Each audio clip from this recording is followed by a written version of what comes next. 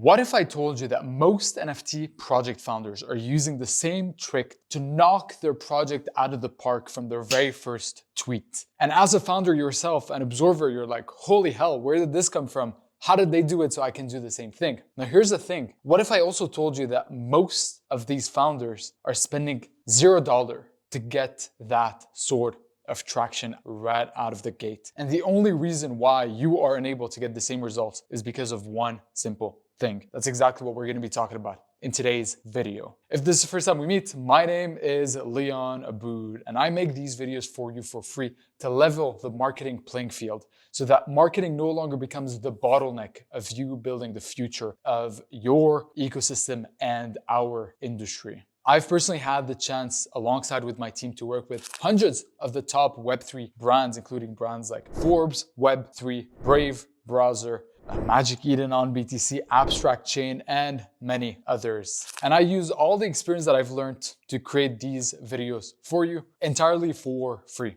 Also, by the way, if we are not connected on X already, make sure you follow me at @LeonAboud_ and make sure you send me a DM telling me you came from the YouTube channel. I love connecting with fellow watchers of the channel. I'm about to paint a picture for you. Currently, as we speak, there is Abstract Chain that is about to launch. And on top of Abstract Chain, there are 3 incredibly hyped NFT collections that are about to launch on Abstract. And all 3 of them we happen to be working with. So we have direct insight into what are they doing differently than many of the other NFT collections that perhaps are having a harder time gaining traction in the space. And here's the one similarity that all 3 have that most of the struggling projects do not. And it isn't art, it isn't marketing budget, it isn't a secret strategy or a secret formula that they're following. It's as simple as having connections. Here's the way it works for all of these NFT collections that come out of the blue, out of nowhere, and it's like, holy hell, where did this come from? Here's how it looks like. The team or the founder behind the project has years of experience building in Web3, has spent years building one-on-one connections and relationships with a lot of people within the ecosystem. And before the first kickoff launch of the NFT collection marketing, they tease to their connections like, hey, by the way, I have something big coming up. I'd love to bring you on board. And it's like, sure, I'm down to support you. I would love to be on board of something that has the potential to be hot, because we all know what being on board looks like. Everyone wants to have close proximity to what could be a good project. And what happens when the first post is live for that specific project, that founder makes a huge round into their Telegram DMs and just sends that post to all their connections. And that is how they are able, for free, in the first second, to get hundreds of high quality accounts on X engaging with a project.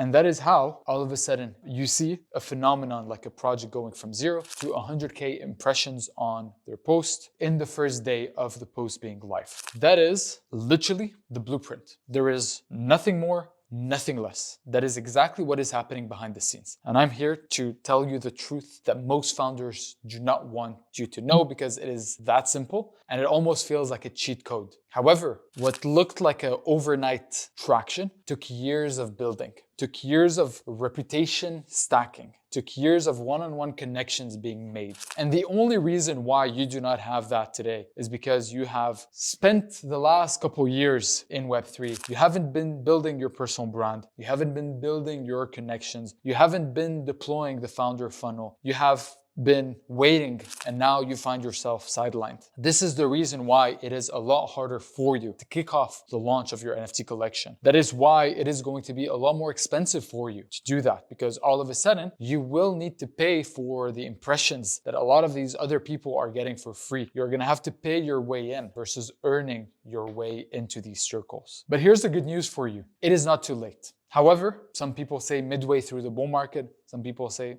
3/4 there, others say it's just starting, who knows? But we're no longer pre-bull market, we're midway there. And you only have a couple months to perhaps maximum, I think, a year to really be able to capitalize on the healthy market that is in front of you to launch your NFT project. So the question now becomes, are you going to do the things that need to be doing for you to have the outcome that you want? Are you going to finally be deploying the founder funnel, creating the content, going on the Twitter spaces, creating the videos, doing the podcast, connecting with people, sending DMs and compliments to people, and building your relationships. You only have one shot at getting your launch right.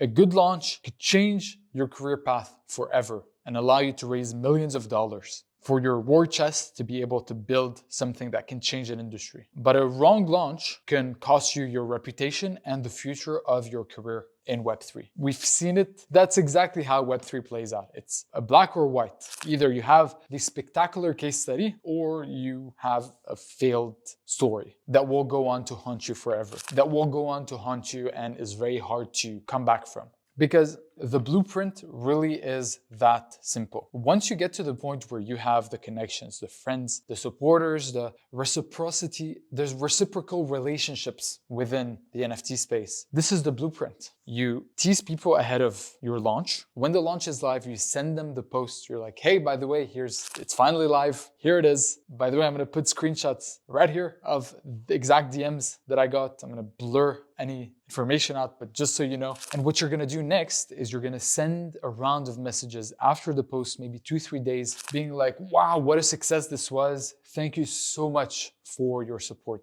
That's it. You'll leave it at that. And then a couple days after, what you will do is you will reach out to them and give to them. So you did an ask, now we're gonna do a give. And we're gonna give them being like, hey, by the way, Leon, give me your wallet address. I'd love to whitelist you. So all of a sudden, you have someone that is into your ecosystem, that is sold on how big of a success case study this could be. And now I, as someone who is whitelisted into your project, I have stake in the game and incentive for your success. So what this unlocks is all of a sudden, every time me, Leon, seeing your post, I'm gonna wanna interact with it. And I'm gonna wanna support it because I want you to do well. So that's how you have the ability to get the buy-in from someone. And we've seen projects literally sell out just that way. We've seen projects, like a lot of the projects that we are working with right now have not spent any dollar on marketing, not a single dollar on influencer marketing. They're just riding off their connection and the initial traction they got out of that. Now, obviously, the market, we've spoken about this, marketing efficiency is in their favor,